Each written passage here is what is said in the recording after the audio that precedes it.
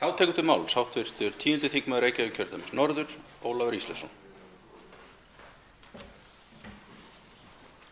Herra forseti, ég fagna þessari umræðu og þakka frummælanda fyrir hans yfirgripsmiklu framsögu hér.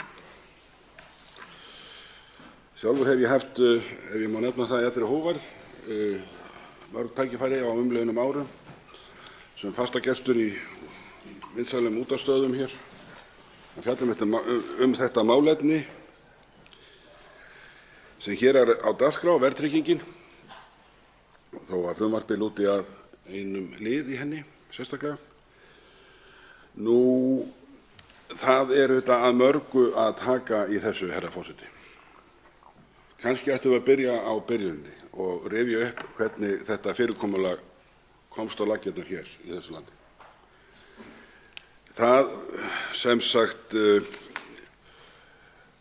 var þannig að á árinu 1979 fór að hilla undir lok þess áratugar sem nú kenndur við einn ágætan stjórnmálaflokk sem ég vil síst lasta hérna, Framsóknarflokkinn. Að þá hefðum við sem sagt gengið hér í gegnum ýmsa efnahagslega erfiðleika og verðbólga var mikil hér á landi rétt eins og í umheiminum, enda höfðu riðið yfir heiminn 2 olíuverðssprengingar af hálfu samtaka olíuframleiðsluríkja sem menn þekkja undir skammstöfuninni OPEC. Það var 4-földun í annað skiptið og 2-földun olíuverði í hitt skiptið. Þetta náttúrlega leiddi til mikillar verðbólgu víða um heim og hárra vaxta. Við hérna fórum ekki varhluta af þessu og menn þekkja það að sparifé brann upp og menn urðu að leita annarra leiða til þess að vernda sínar peningalegu eignir, koma þeim í helst í fasteignir eða eitthvað slíkt. Það er við þessar aðstæður sem að þetta verðtryggingarkerfi verður almennt hér í landinu. Áður voru þekkt dæmi verðtryggð skuldabréf sem hefur verið gefin út, einkanlega af ríkissjóði og svo framvegis. En það sem að einkenndi auðvitað landið á þessum tíma var það að hér voru engir fjármálamarkaðir sem að myndu með nokkrum hætti geta risið undir því heiti. Hlutabréfamarkaður var náttúrulega enginn til. Það voru hérna bara 3 ríkisbankar og svo sparisjóðir og skuldabréfamarkaður var mjög ófullkominn. Efnahags- og atvinnulíf landsmanna var með allt öðrum hætti. Það er auðvitað gjörbreytt. Hér hafa þróast fjármálaviðskipti, risið upp fjölbreytilegar fjármálastofnanir og margir aðilar sem hafa sérhæft sig í ávöxtun eigna eru komnir hér til skjalanna og menn hafa ýmis færi á því að verja sínar eignir gegn verðtryggingu með atbeina fjölbreytilegra fjármálaafurða sem svo eru stundum kallaðar og geta notið fjölbreytilegrar og sérhæfðrar þjónustu á þessu sviði. Þannig að sú meginforsenda sem lá að baki verðtryggingunni var að verja þessar peningalegu eignir. Hún er náttúrulega löngu horfin vegna þess að þjóðfélagið er öðruvísi, fjármálamarkaði og allt saman þetta. Síðan náttúrulega er það að í þessari aðgerð sem þarna var, að þetta gerist auðvitað eins og menn þekkja í lögum sem yfirleitt eru kennd við Ólaf Jóhannesson forsætisráðherra á þessum tíma, Ólafslög sem svo eru kölluð, nr. 13/1979, að þau í vissu skilningi fela í sér ákveðna viðurkenningu á því að innviðir þjóðfélagsins í þessu fjármálalega tilliti voru ófullburða.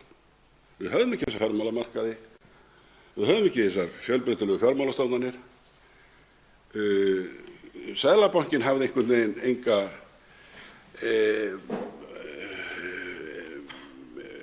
enga stefnu í peningamálum sem kannski myndi rísa undir því nafni og svo framvegis. Og þessi nútíma hagstjórn sem nú var stunduð, hún var í framtíðinni, hún var ekki þá. Þannig að, en þess vegna er ég að rifja þetta upp, herra forseti, að það er svo sérkennilegt hvað þetta kerfi sem er sett upp við allt aðrar þjóðfélagslegar aðstæður heldur við búum við, allt annað skipulag í efnahags- og atvinnumálum en við búum við, að þetta skuli hafa grafið sig svona djúpt að það er eins og að ætla sér að klífa 30 hamarinn að reyna að hrófla við þessu. Hér er gerð ein tilraun til þess af hv. flutningsmanni og meðflytjendum hans að taka á einum þætti í þessu verðtryggingarkerfi sem er þessi húsnæðisliður, og ég skal nú fjalla hann í nokkrum orðum. Það er þannig að við mælingar á verðlagi víða um heim að þá er það ástundað að meta húsnæði sem eitt lið, það er að segja notkun á húsnæði.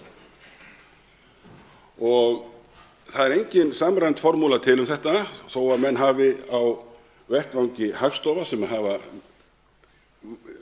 mikið samstarf sín á milli, og þar á meðal er Eurostat sem er hagstofa Evrópusambandsins, að þá hefur ekki tekist að búa til formúlu sem að menn eru almennt sammála í þessum efnum. En við erum hérna með alveg sérhannaða útgáfu, og hún er þannig að þau vandamál sem við höfum átt við að etja hérna í húsnæðismálum með ónógu framboði af húsnæði sem stafar af ýmsum ástæðum eins og menn þekkja, þar á meðal stefnu mikilvægra sveitarfélaga og stórra í lóðamálum, að þetta ratar hérna inn í þennan húsnæðislið, þessi vandamál, þau hafa auðvitað verðhækkanir í för með sér, þetta ratar inn í húsnæðisliðinn, og þessi húsnæðisliður hefur á undanförnum misserum hækkað svo mikið og vegið svo þungt í vísitölunni að þótt að almennt verðlag í landinu hafi farið hjaðnandi samkvæmt viðurkenndum mælingum Hagstofu Íslands, þá er þessi liður svo sterkur inn í þessari vísitölu að fólk sem er með þessi verðtryggðu lán ætti auðvitað að njóta þessarar þróunar í verðlagsmálum.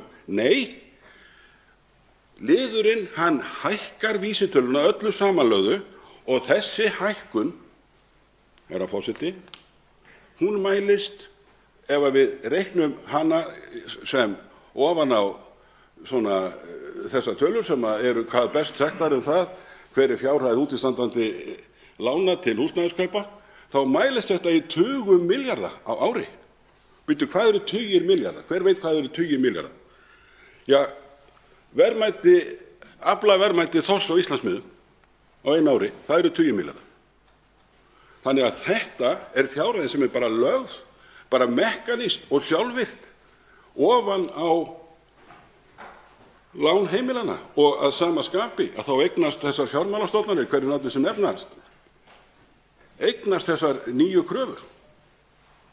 Þetta rifjar upp, herra forseti, að hér fyrir jólin að þá var ríkisstjórnin að rækja hér einhver markmið í loftslagsmálum, af því hún er búin að gera samning út í París loftslagsmál, og liður í því að gæta að loftslaginu, það er að hækka hérna 50% eitthvað sem heitir kolefnisgjald, sem er lagt ofan á bensín og dísel og eitthvað.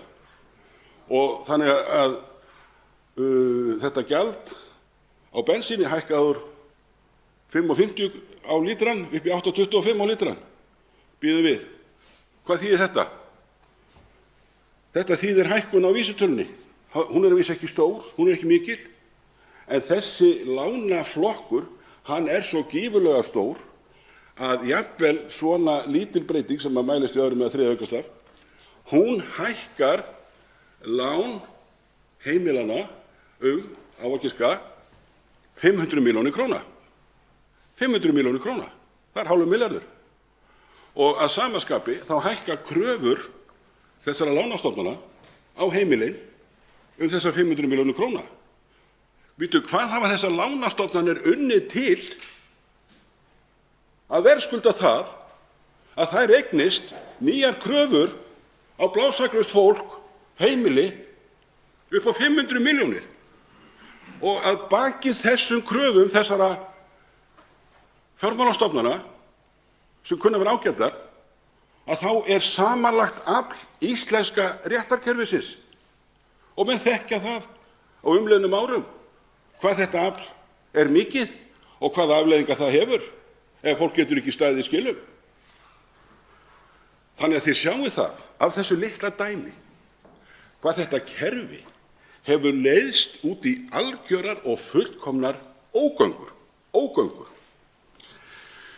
Nú, menn þekkja þessi sjónarmið. Menn vita þetta búið að ræða þetta svo mikið hérna á opinberum vettvangi. Menn vita það að það ójafnt gefið. Annar aðilinn í samningssambandinu og alltaf sá veikari, lántakinn gagnvart hinum sterkari sem lánveitandi, hann tekur á sig alla áhættu af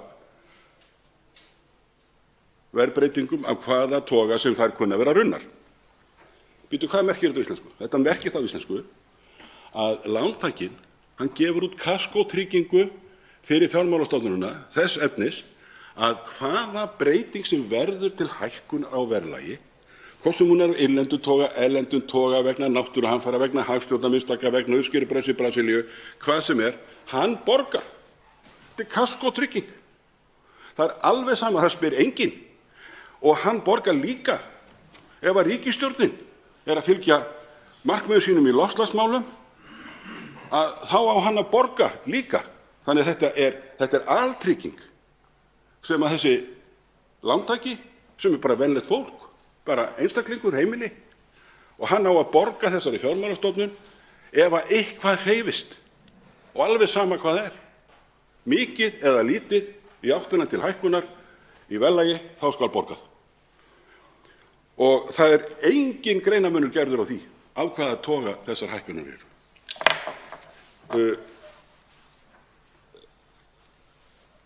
Hv. þingmaður Óli Björn Kárason nefndi hérna, það væri kannski rétt að draga út gjaldskrár og skatta. Ég býst hann hafi átt við óbeina skatta. Býtu, þetta ágætt ábending og ákaflega góðra gjaldaverð. Af hverju skyldi, eins og margoft hefur verið bent á, af hverju skyldi það varða einhverju aðila í samningssambandi lánsfé hvort það hækkar einhver gjaldskrá hérna hjá einhverju opinberri stofnun? Af hverju ætti það að snerta þennan lánasamning og þá leið alla lánasamninga af því tagi í landinu? Af hverju á það að snerta aðila að lánasamningi ef að ríkisstjórnin ákveður að hækka kolefnisgjald, eða ef að ríkisstjórnin ákveður að hækka bensín eða áfengi og tóbaka þegar vantar einhverja peninga í einhver þörf og góð málefni í landinu? Af hverju á það að skipta einhverju máli fyrir þessa aðila sem eiga saman í lánaviðskiptum? Þetta náttúrulega svo fráleitt. En það alveg sama hversu oft hefur verið á þetta bent, og það búið að benda á þetta aftur og aftur og aftur og aftur á umliðnum mánuðum. En það alveg sama að eina sem mætir öllum þessum sjónarmiðum sem ég leyfi mér að nefna hérna, þessari misskiptingu á áhættu,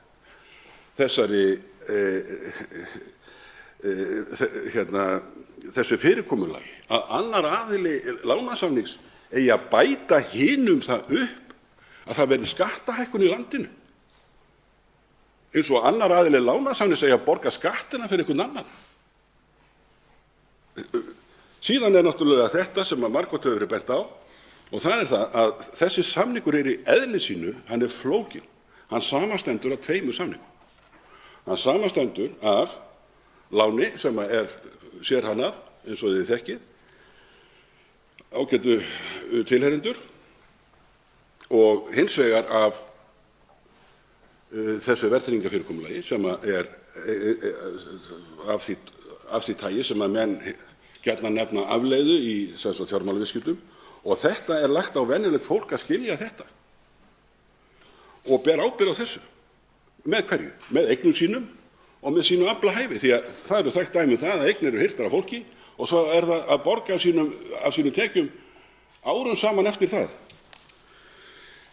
Herra forseti, ég hefði gjarnan vilja hafa lengri tíma en ég hlýt auðvitað að verða hér tímamörk.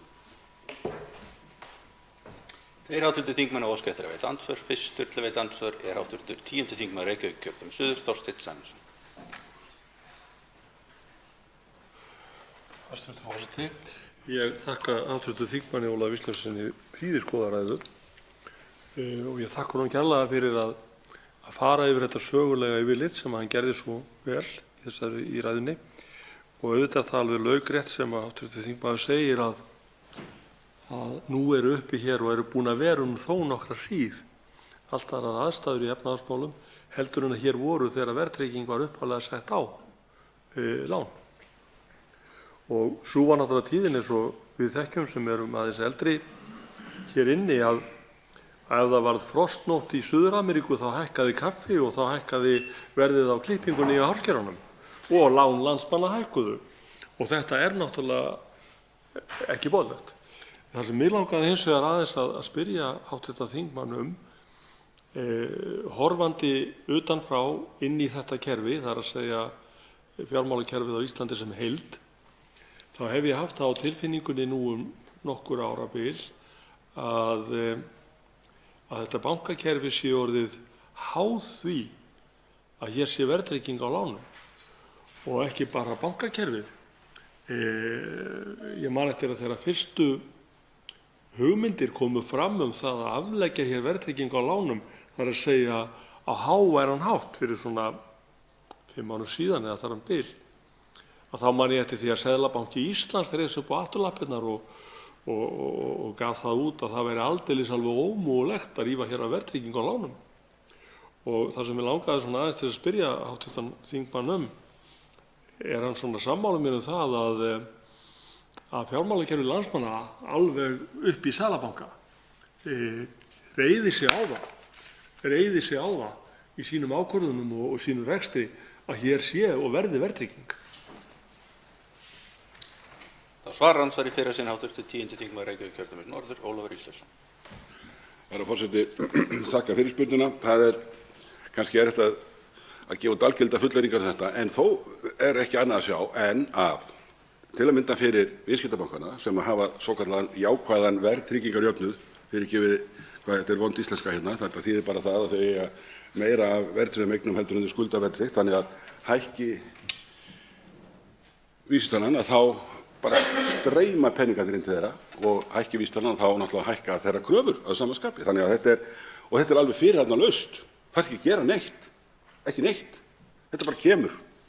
Þetta er eins og að því að hér er guðfræðimenntaður maður í salnum, þetta kemur eins og manna af himnum.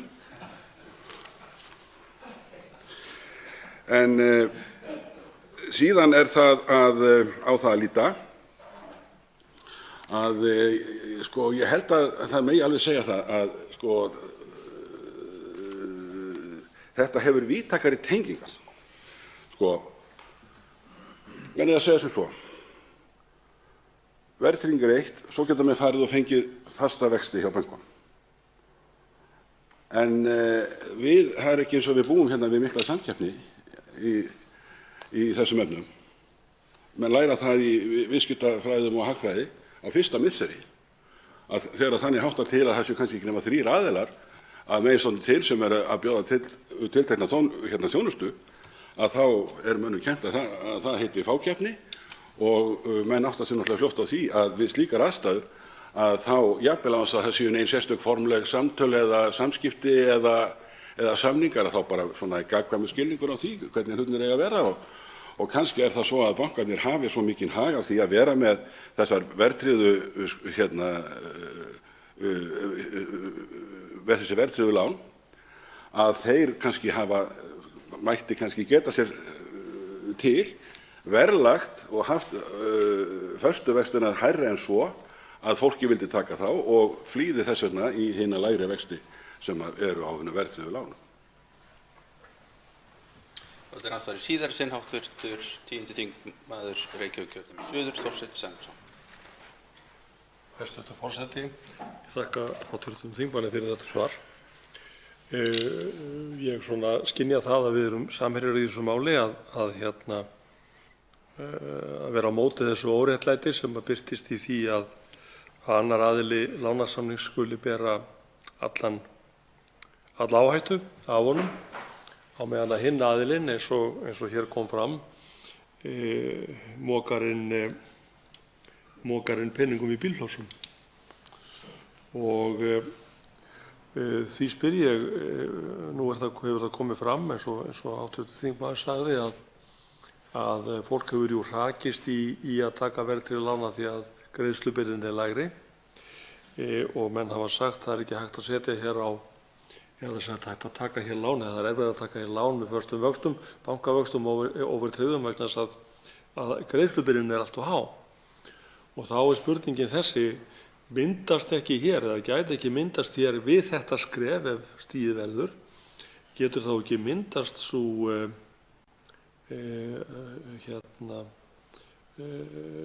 þær aðstæður að hægt verði í stað fyrir þess að verðbætur bætist við höfuðstól hverju sinni, að það væri hægt að greiða verðbæturnar upp samhliða vöxtum við hverja afborgun, eins og óverðtryggt lán væri að ræða.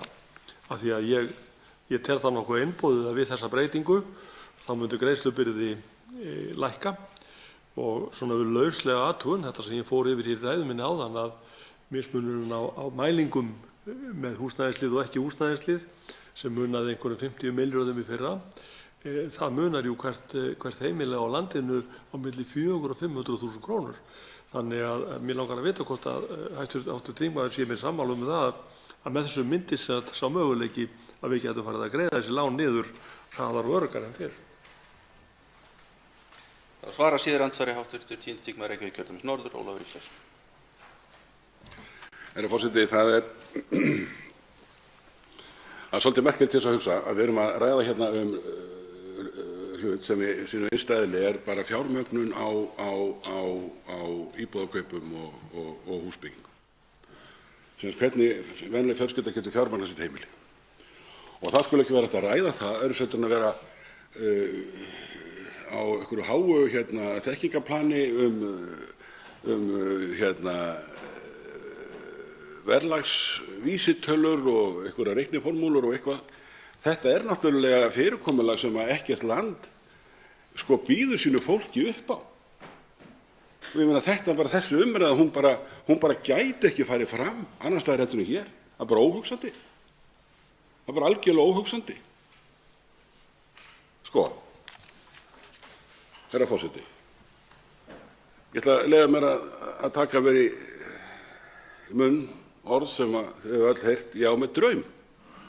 Ég á mér draum í þessum efnum, þá takist okkur að draga Ísland inn í hóp vestrænna ríkja og bara í hóp með okkar nágrannaríkjum. Það dettur engum manni í hug. Haldið þið ekki að Norðmenn fylgist með sínum frændum hérna upp á Íslandi hvað þeir eru klárir í fjármálum og þeir eru búin að finna hérna upp verðtryggingu og heldur að myndi ekki taka hann upp eða þeir væru sannfærir það hversu snjallt þetta væri. Og við erum alltaf að sannfæra okkur sjálf það að við getum ekki losa okkur við þetta því hérna sé svo mikla sveiflur í genginu og öllu því. En við hvað aðstæður búa þeir? Þeir eru með olíukrónu sem sveiflast tugi prósenta og eru þeir að taka upp verðtryggingu? Ég held ekki. Síðar ætla við andsvari hv. 6. þingmaður Suðvesturkjördæmis, Gunnar Bragi Sveinsson.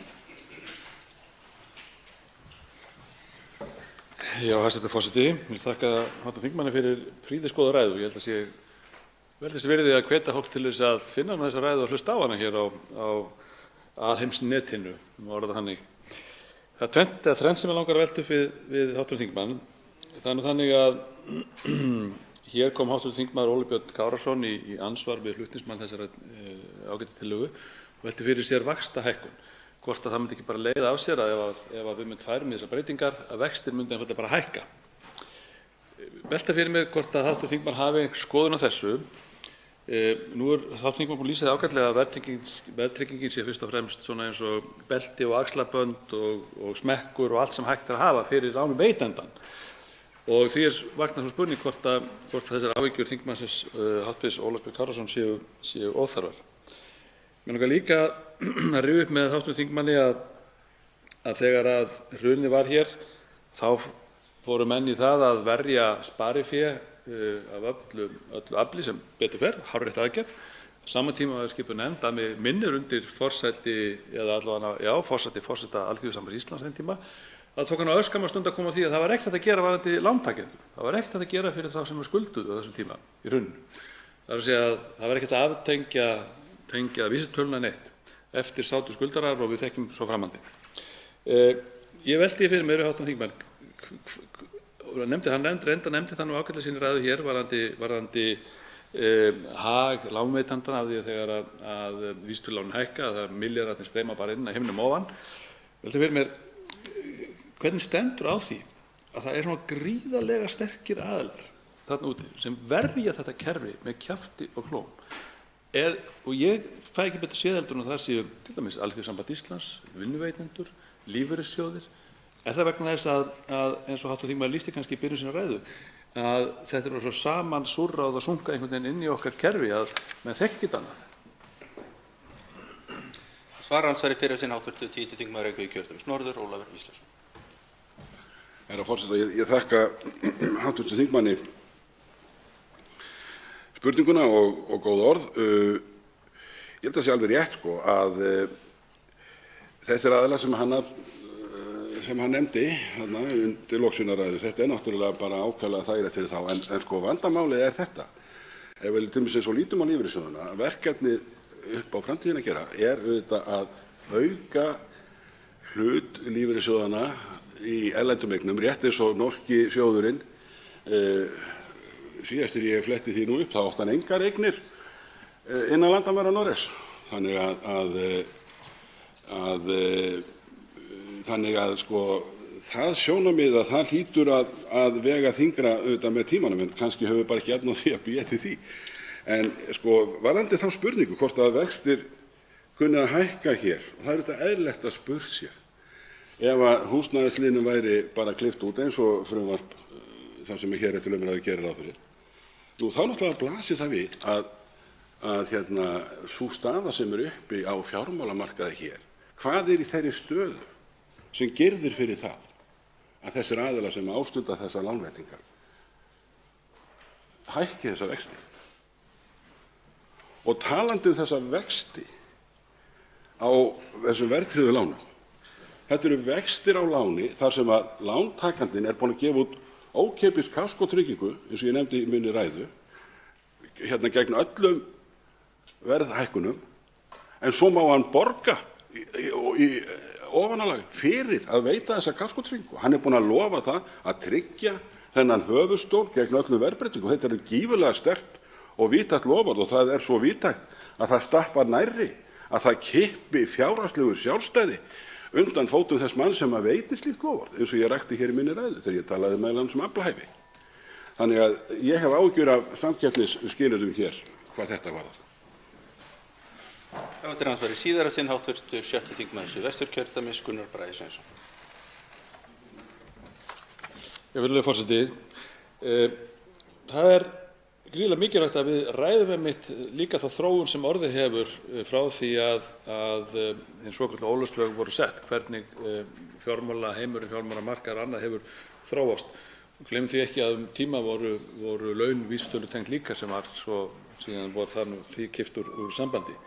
Það sem umræða hér er rauninni ekki verið að leggja niður neina vísitölutengingar, það er að leggja til að vísitöluútreikningu sé breytt. Það er að segja að eignin sem slík, það er að segja fasteignin, hún fari út en áfram séð samt ákveðinn kostnaður, rekstrarkostnaður slíkt við húsnæði sem sé inn í vísitölunni. Nú veit ég ekki hvort að hv. þingmaður man það rétt, man það, getur munað það með mér fyrirgefðu, að ef að horft yfir ákveðið tímabil, ég man nú ekki alveg hvað tímabil allavega, ef við horfum svolítið aftur á baki tímann og vísitalan sé reiknuð með þeim hætti eins og hún er gerð í Evrópu víða, í Danmörku sem dæmi sé tekið, að þá hafi rauninni verið verð hjöðnur þegar kemur að þessari þróun vísitölu á markaði. Það er að segja að það er neikvætt. Ég minni að ég hef séð einhver tölur þetta útreikninga hjá hv. flutningsmanni þessari tillögu ekki alls fyrir löngu að það er sláandi hversu mikil áhrif þetta hefur inn í okkar samfélag og útreikninga og þá stöðu heimilanna. Einhvern veginn finnst manni eins og í dag séu þeir hv. þingmenn sem hér hafa talað í ræðu lýst í raun frekar sjúku kerfi sem almenningur, sem heimilin standa undir, meðan að þeir sem eru að fjármagna eða veita fólkinu fyrirgreiðsluna sitja og fitna raun að þess að hafa nokkuð skapað hlut fyrir málunum. Það svarar síðast andsvari hv. 10. þingmaður Reykjavíkurkjördæmis norður, Ólafur Ísleifsson. Herra forseti, ég þakka hv. þingmanni Gunnari Braga Sveinssyni. Leyfðu mér að taka upp hans orð, sjúkt kerfi. Þetta kerfi er auðvitað sjúkt. Það er sjúkt og það byggist á styrkleikamun á milli aðila og það byggist á skorti á samkeppni á markaði. Og ég ætla að leyfa mér að segja það, herra forseti, að ef við höldum aðeins áfram, ef ég má leyfa mér það, með þá hugsun sem ég nefndi hérna áðan, að bara færa okkur í hóp vestrænna þjóða og okkar nágrannaþjóða. Ef við bara förum og lítum á aðstæður eins og í Danmörku. Þar eru menn núna að taka húsnæðislán með kannski innan við 2% vöxtum. Og það liggur alveg fyrir og getur hvaða mér liggur við að segja, barna á seinni árum segjum grunnskóla, getur alveg reiknað það út eftir einfaldri formúlu hvað á að borga af þessu láni fyrir hvern einasta gjalddaga þessa láns. Það er algjör fyrirsjáanleiki, alveg klárt. Hér veit ekki nokkur maður neitt. Og síðan er annað, takið mér eftir þessu. Það er það að vaxtamyndun á óverðtryggðu láni. Við erum hérna með náttúrulega markað þar sem að vextir myndast í einhverjum markaðsviðskiptum og það gera þeir erlendis og við höfum samanburð við vexti annars staðar. En þessir verðtryggðu vextir sem svo eru nefndir, þeir eru án alls samhengis við umheiminn. Við höfum engan samanburð vegna þess að slík vaxtamyndun, hún þekkist ekki á svona almennu lánu. Það er þetta ríkissjóður sem að gefa út skuldabréf með svona einhverjum ákvæðum. En að það sé markaðsverðmyndun með þetta, þannig að við erum hérna með þessa verðtryggðu vexti sem að eiga sér enga raunhæfa markaðsmyndun að baki sér.